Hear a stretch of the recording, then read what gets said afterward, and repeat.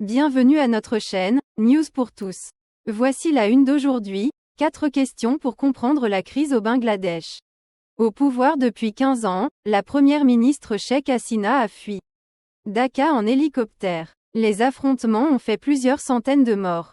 Alors que le Bangladesh est secoué par des manifestations meurtrières depuis plusieurs semaines, la première ministre Sheikh Hasina a démissionné lundi et quitté la capitale Dacca en hélicoptère. Son palais a été pris d'assaut par les manifestants. Il s'agit de la pire crise politique que traverse le pays depuis 2015. Au moins 56 personnes sont mortes sur la seule journée de lundi. En 5 questions, ce qu'il faut savoir pour comprendre la crise au Bangladesh. Quelle est l'origine des violentes manifestations? Les étudiants demandent l'abolition d'un système de discrimination positive, qui aurait conduit de nombreux diplômés à se retrouver au chômage.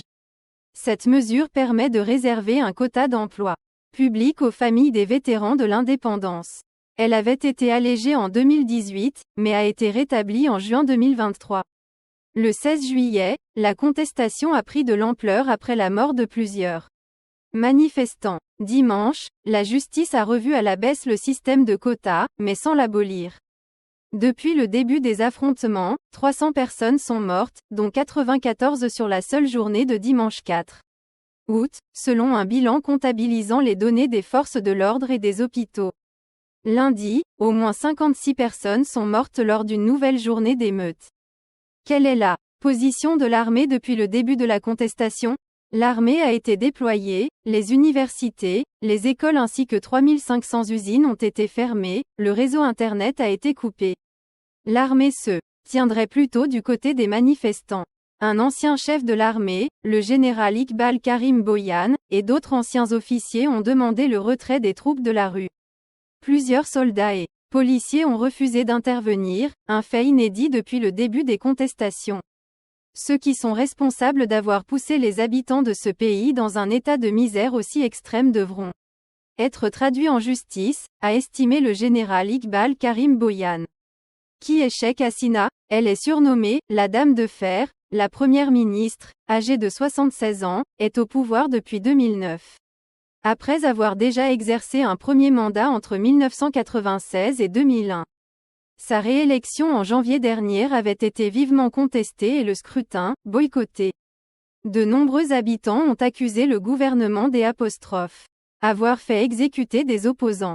Fille du père fondateur du Bangladesh, dans les années 1980, elle a aidé à faire chuter la dictature militaire. Sa politique est par la suite devenue de plus en plus autoritaire, avec une forte répression. Ce 5 août, elle a fui la capitale et serait en lieu sûr, selon son entourage. Quelle sortie de crise est envisageable? Un gouvernement intérimaire devrait être formé, selon les déclarations du chef de l'armée, le général Waker-Uzzaman, après la fuite de la première ministre. Il dit être entré en contact avec les principaux partis d'opposition et des membres de la société civile, laissant de côté la Ligue Awami, dirigée par Sheikh Hasina. Si la situation s'améliore, il n'y a pas lieu de recourir à l'état d'urgence, a-t-il affirmé, demandant aux étudiants de rester calmes et de nous aider. Merci pour la visite à notre chaîne, News pour tous.